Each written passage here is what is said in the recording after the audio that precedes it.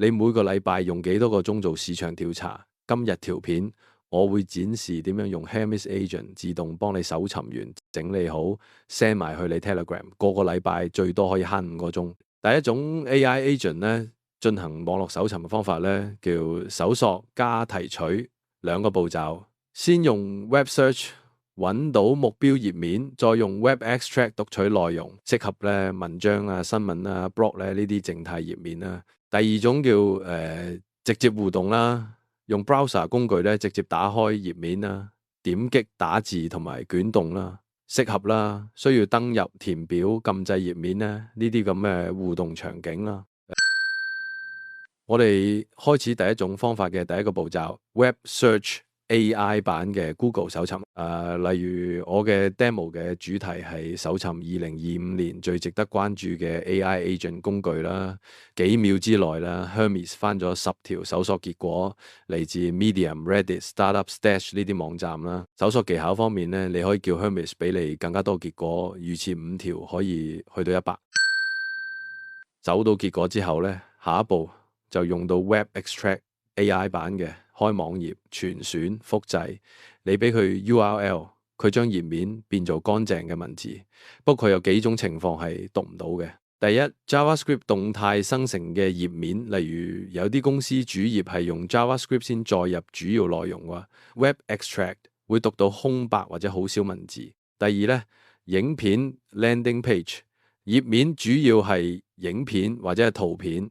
文字好少，提取出嚟冇料。第三，地理封鎖啦，網站根據 IP 位置封鎖，點算？答案就係轉去第二種方法咧，用 browser 工具直接打開頁面操作。browser 係真正嘅瀏覽器，會執行 JavaScript 可以睇到完整嘅動態內容，而且可以登入填表禁制。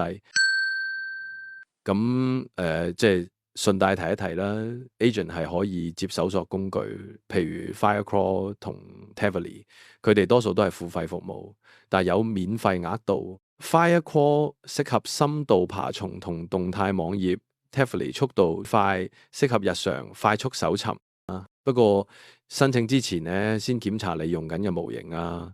部分供應商嘅 API。計劃本身已經附送 Web Search 工具咧，直接用就得啦。配置嘅方式亦都好簡單，就係上官方網站申請個賬戶，喺首頁嗰度就會有個 API key，大家可以複製俾翻你嘅 AI agent 咧，叫佢放翻去 config 檔案就可以用。Browser 係第二種方法，用嚟直接操作頁面。AI 版嘅 Chrome。佢係真正嘅瀏覽器，可以點擊打字捲動。呢度有一個重要概念啊 ，Hermes 內建嘅 browser 係 headless 無視窗嘅背景瀏覽器，速度快，但容易被反機器人保護攔截。如果你想控制你嘅真實 Chrome 咧，就用 Chrome DevTools MCP 啊，呢個係 headed 有所有登入狀態咧。對網站嚟講同真人冇分別。Chrome DevTools MCP 係乜嘢？呢個係 Google 官方 Chrome DevTools 團隊開發嘅 MCP 伺服器，可以理解為將 Chrome 瀏覽器嘅所有能力用標準化方式連接俾 AI agent，所以只要叫一聲，佢就知點樣幫你駁上去。未來我哋仲會介紹其他好用嘅 MCP 工具。Chrome DevTools MCP 係 headed 模式，直接控制你真正嘅 Chrome， 保留你嘅所有登入狀態啊 cookies 啊，對網站嚟講完全係真人操作，唔會被攔截。我用 Chrome MCP 做咗一個真正實用嘅 demo 咧，跨3個酒店網站比價。5月30號入住2成年人一間房，用港幣結算，3個網站幾分鐘就搞掂。所以有時 AI agent 咧唔單止可以可以用嚟做公司嘢，係一啲私人嘅場景嚟講都可以慳到好多時間。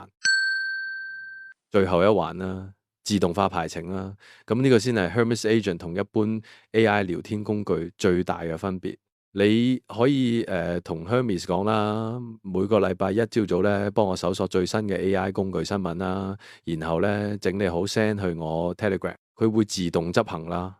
你完全唔使理，呢個先係 agent 真正嘅價值，唔係幫你做一次，而係持續咁幫你做。建立排程好簡單，就直接同 Hermes 講啦，幫我設定每個禮拜一朝早9點搜尋最新 AI 工具新聞，整理好 send 去我 Telegram 就得㗎，佢會幫你創建同埋設定好所有嘢啦。好，總結今日學到嘅嘢，Hermes 資料嘅搜集咧有兩種方法啦。第一種咧係搜索咧係加提取 Web Search 揾頁面 Web Extract 讀內容啦，適合靜態頁面啦。第二種咧直接互動。用 browser 工具直接操作頁面咧，適合需要登入或者互動嘅場景。browser 工具又分兩套啊 ，Hermes 內建10個工具啊，適合簡單場景啊。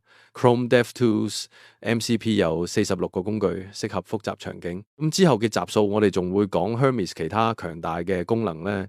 設定好每一個功能之後咧，你就可以將Hermes 變成真正嘅自動化 agent 咧。如果你覺得今集咧可以幫到你了解清楚 AI agent 背後嘅運作概念咧，記得俾個讚、訂閱支持下。我哋下次見。